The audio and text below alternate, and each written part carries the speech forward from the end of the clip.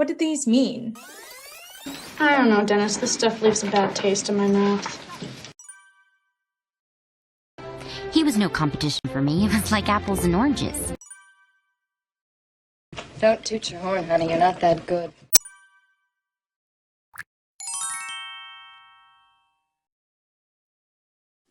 Hello everyone, welcome back to Easy Online English. I'm Sahara and I want to know if you've ever heard the words comparing apples to oranges. Or maybe someone called you an ace in their hole.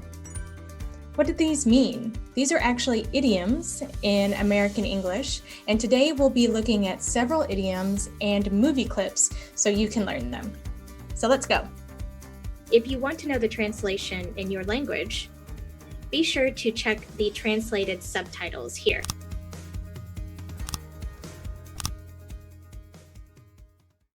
The first idiom we're looking at today is all hell broke loose.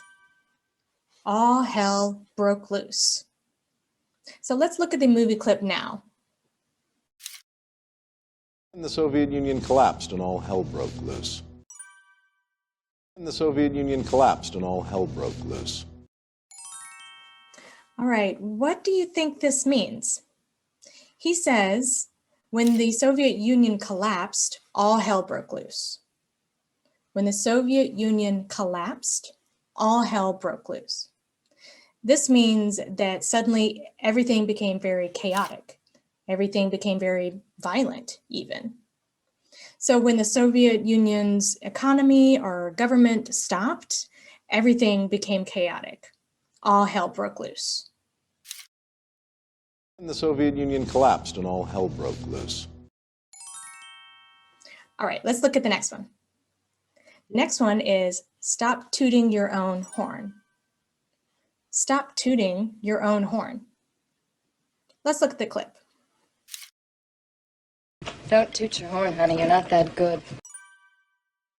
Don't toot your horn, honey. You're not that good. Okay, what is she talking about here? She says, stop or don't toot your own horn, honey. You're not that good. Don't toot your own horn, honey. You're not that good. To toot your own horn means to blow like a trumpet, right? So blow your own horn. And this is another way to say that you are proudly bragging about something, usually your achievements or your accomplishments or something. So she's saying, don't brag, be humble. And she says it like this, don't toot your own horn, honey. You're not that good. Don't toot your horn, honey. You're not that good. All right, let's look at the next one. The next one is you're stubborn as a mule. You're stubborn as a mule. All right, let's look at the clip. But sometimes she can be as stubborn as a mule. I tell you, you tell her to do something once, she does the opposite. But sometimes she can be as stubborn as a mule. I tell you, you tell her to do something once, she does the opposite. All right, so in this clip, he's talking about a woman, I believe his wife, and he says, but sometimes she can be stubborn as a mule. You can tell her to do something once, and she does the opposite. So this means that she is stubborn as a mule. Sometimes if you think about the mule as an animal, they don't always want to be trained. They don't always want to be doing what you tell them to do. So this is a way to say that she's extremely stubborn. She is disobedient. She doesn't follow the rules. Sometimes we actually use ox instead of mule. So you can use them both in this idiom. But sometimes she can be as stubborn as a mule. I tell you, you tell her to do something once, she does the opposite. All right, let's look at the next one. The next one is adding fuel to the fire.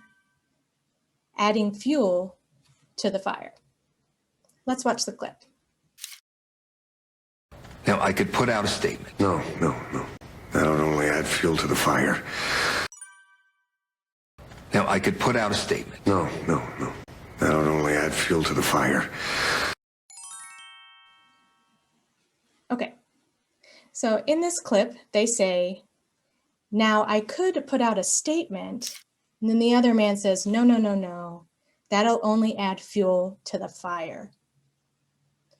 What he's saying is, don't do this action. This will only make it worse. So if you think about adding gasoline or fuel to a fire, it causes everything to inflame. The fire gets bigger. So we use this idiom to talk about a situation of when you add more conflict to something that's already inflamed. So here he's saying, no, no, no, don't do this. You're only adding fuel to the fire. You'll only make it worse. Now, I could put out a statement. No, no, no. That would only add fuel to the fire. Okay, let's look at the next one. It is, I asked him point blank. I asked him point blank. So let's look at the clip. I asked him, point blank. I said, Mr. Lodge, did you kill or hire anyone to kill Papa Poutine? I asked him, point blank. I said, Mr. Lodge, did you kill or hire anyone to kill Papa Poutine? What do you think this means? In the clip, he says, I asked him point blank. He says, Mr. Lodge, did you kill or hire anyone to kill Papa Poutine? I asked him point blank. So this means point blank means directly, just like there's no question, there's no conversation. He just directly asked him to the point. Point blank, he asked them. I asked him, point blank. I said, Mr. Lodge, did you kill or hire anyone to kill Papa Poutine? Okay, the next one is, it leaves a bad taste in my mouth. It leaves a bad taste in my mouth. It's more tasteful than it sounds. I don't know, Dennis. This stuff leaves a bad taste in my mouth. It's more tasteful than it sounds. I don't know, Dennis. This stuff leaves a bad taste in my mouth. Okay, so here you see two people, and they're discussing actually what should go in a newspaper. And he says, we should do it. It's very tasteful. And she says, no, it leaves a bad taste in my mouth. What do you think this means? This means that it gives her a bad feeling. She doesn't like it. It actually comes from the term aftertaste. Imagine if you eat something bad and then you can still taste it and it's still there in your mouth. We use this for maybe like a disgusting situation or a situation that makes us feel uncomfortable or uneasy. You can even use it to describe people. But she says, no, this stuff leaves a bad taste in my mouth. It's more tasteful than it sounds. I don't know, Dennis. This stuff leaves a bad taste in my mouth. Okay, let's look at the next one. The next one is, when the cat's away, the mice will play. When the cat's away, the mice will play. Let's look at the clip. When the cat's away, the mice will play. The holiday starts now, everyone. When the cat's away, the mice will play. The holiday starts now, everyone. Okay, so what do you think he's talking about here? Yes, he is an actual mouse, but this is also an idiom. It's probably why they used it in the film. He says, when the cat's away, the mice will play. This means that when the authority figure is gone, you can do whatever you want, right? So you imagine how cats control mice, or they like to play with mice or catch them. When the cat's away, the mice can do whatever they want.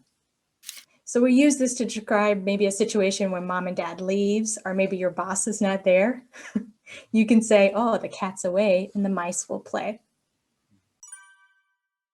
When the cat's away, the mice will play. The holiday starts now, everyone!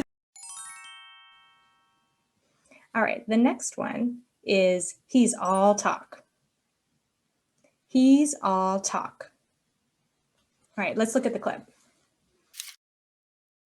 You know, I'm going berserk with an axe on me. He's all talk. You know, I'm going berserk with an axe on me. He's all talk.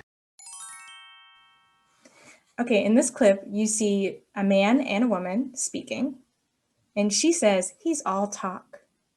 What do you think that means?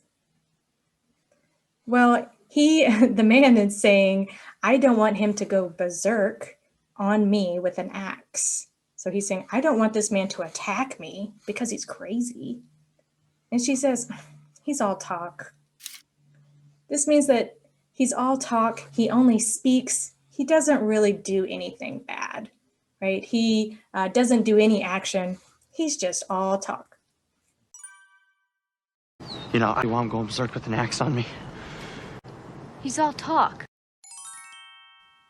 All right, the next one is comparing apples and oranges. Comparing apples and oranges. Let's look at this clip together. He was no competition for me. It was like apples and oranges. He was no competition for me. It was like apples and oranges. Okay, so in this clip, she says, there was no competition for me. It's like comparing apples to oranges. So what she means here is that you can't compare two things that are just different, right? Apples are different than oranges. You can't compare them. They're not the same. So here she's talking about her competitor. She says, it's not even a competition. It's like comparing apples and oranges. What she really means is, I'm better than him. You can't compare us. It's like comparing apples and oranges. He was no competition for me. It was like apples and oranges. All right, let's look at the next idiom. It is ace in the hole. Ace in the hole. And let's look at the last clip together. You need an ace in the hole. Mine's Harvey. What did you do? You need an ace in the hole. Mine's Harvey. What did you do? All right, this clip is from Batman, if you didn't know. This is one of the ending scenes of the Batman movies. And the Joker is sitting there telling Batman his secret weapon. So that's what ace in the hole means. It means that you have a secret weapon. If you think about poker, you have like an ace up your sleeve, maybe if you're cheating, right? So this is your secret weapon. You can take it out and win. So he's describing this situation to Batman, and he says, you need an ace in the hole. Mine is Harvey. Harvey is a politician, another character in the movie. So he's saying, oh, Harvey is my secret weapon. So he is the ace in the hole. You need an ace in the hole. Mine's Harvey. What did you do?